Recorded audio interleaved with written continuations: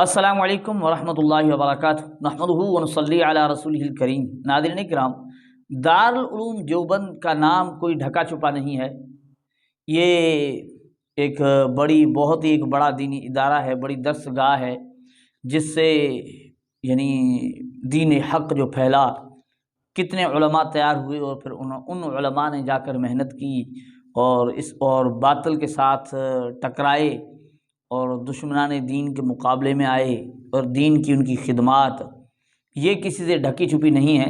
وجہ یہ ہے کہ دارالعلوم دیوبند سے اللہ جل جلالہ نے وہ کام لیا ہے، یہ اللہ کا فضل ہے، یہ کسی کے بس کی بات نہیں ہے۔ اللہ جل جلالہ جس سے کام لے، اللہ جل جلالہ نے ان حضرات سے کام لیا جو آج جن کو دیوبندی کہتے ہیں۔ دیوبندی کسی مسلک کا نام نہیں ہے۔ اہل سنت والجماعت علماء احناف وہ جو دارالعلوم دیوبند سے منسلک ہیں انہیں دیوبندی کہتے ہیں۔ دارالعلوم دیوبند کی وجہ سے انہیں دیوبندی کہتے ہیں۔ اللہ جل جلالہ نے حضرات سے بہت بڑا کام لیا ہے، جس کا اعتراف اپنوں نے بھی کیا ہے، غیروں نے بھی کیا ہے۔ اپنے تو کیا کرتے ہیں، لیکن اپنے بار بار کریں، اکثر کیا کریں، ہر وقت کیا کریں، تو یہ بھی علامت ہے کہ بھئی ان کی نظر میں وہ کوئی بہت بڑی چیز ہے، بہت ان کی بڑی اہمیت و حیثیت ہے۔ لیکن غیر جو مخالف ہوں، اب مخالف پہلے تو مانتا نہیں ہے، جب مخالف بھی مان جائے تو یہ بہت بڑی دلیل ہے کہ وہ چیز کتنی اہم ہے، کتنی حیثیت والی ہے، یہاں تک کہ اس کی اہمیت و حیثیت نے جا کر غیروں کو بھی ماننے پر مجبور کیا، اعتراف کرنے پر مجبور کیا۔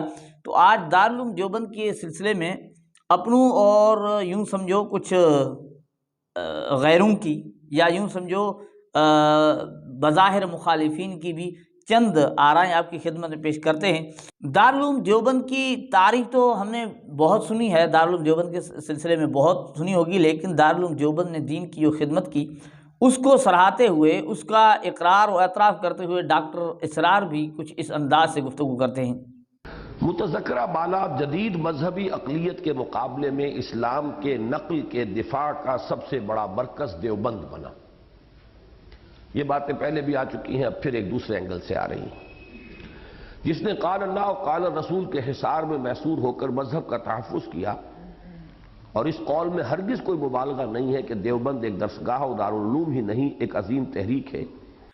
اور ناظرین اکرام، دارالعلوم دیوبند کی بنیاد رکھنے والے جو حضرات ہیں وہ بھی بہت بڑی اہم شخصیات ہیں۔ ان کو یاد کرتے ہوئے، ان کا تذکرہ کرتے ہوئے، ان کی اوصاف اور ان کی تعریف کرتے ہوئے متکلم اسلام مولانا محمد الیاس گھمن صاحب بھی اس انداز سے ان کو یاد کرتے ہیں یا ان کی تعریف کرتے ہیں، توصیف کرتے ہیں۔ سنیں۔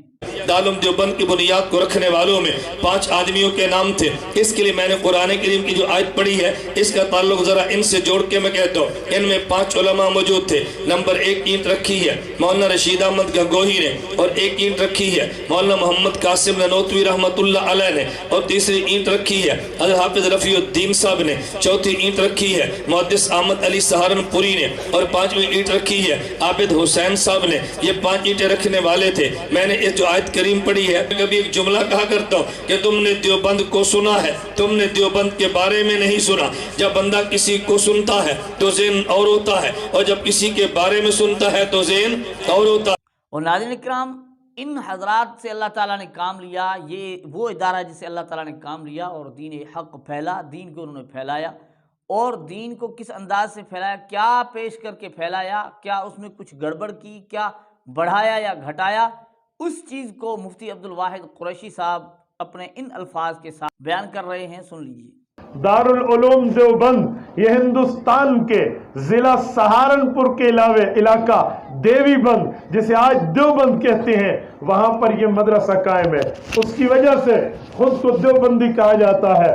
سوال ہوگا دیوبندی کہنے کی ضرورت کیا ہے؟ مسلمان کہنے پہ بات پوری تھی۔ دیوبندی کہنے کی ضرورت کیا ہے؟ مسلمان کہنے پہ بات مکمل تھی۔ تو یہ بات یاد رکھیں کہ مسلمانوں کا اسلام آیا عرب سے ہے، پہنچا بر صغیر پاک و ہند میں ہے۔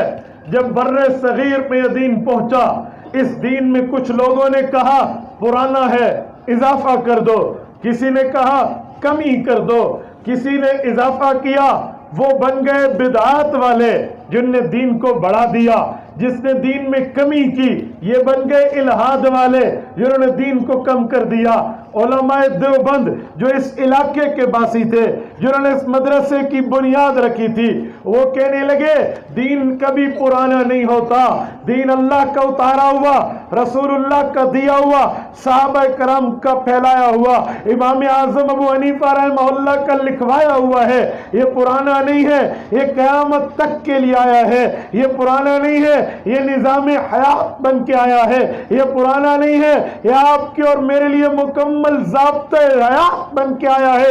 اسی لیے ہم اس دین میں کمی بھی برداشت نہیں کریں گے، اس دین میں اضافہ بھی برداشت نہیں کریں گے، اور ہم جو کا تو اصلی اور خالص دین دنیا میں پھیلائیں گے۔ اور ناظرین کرام، پھر یہ جو دین کی محنت پھیلتی چلی گئی، اس ادارے سے اور ادارے بنے اور مدارس بنے، علماء تیار ہوئے، دین کی محنت پھیلتی چلی گئی، کہاں تک پھیلتی چلی گئی؟ اس کے لیے کوئی عام نہیں بلکہ جسے غیر مقلد اور خود جو غیر ہیں مخالفین وہ بھی مانتے ہیں، یہ اعتدال پسند شخص ہیں۔ کون؟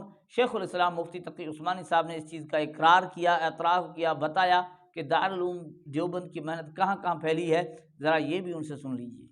6 بر اعظم گھوما، جتنے پاکستان دنیا میں بر اعظم ہے، کوئی بر اعظم چھوڑا نہیں جس میں نہ کسی، اور 80 سے زیادہ ممالک میں جانے کا اتفاق ہوا ہے۔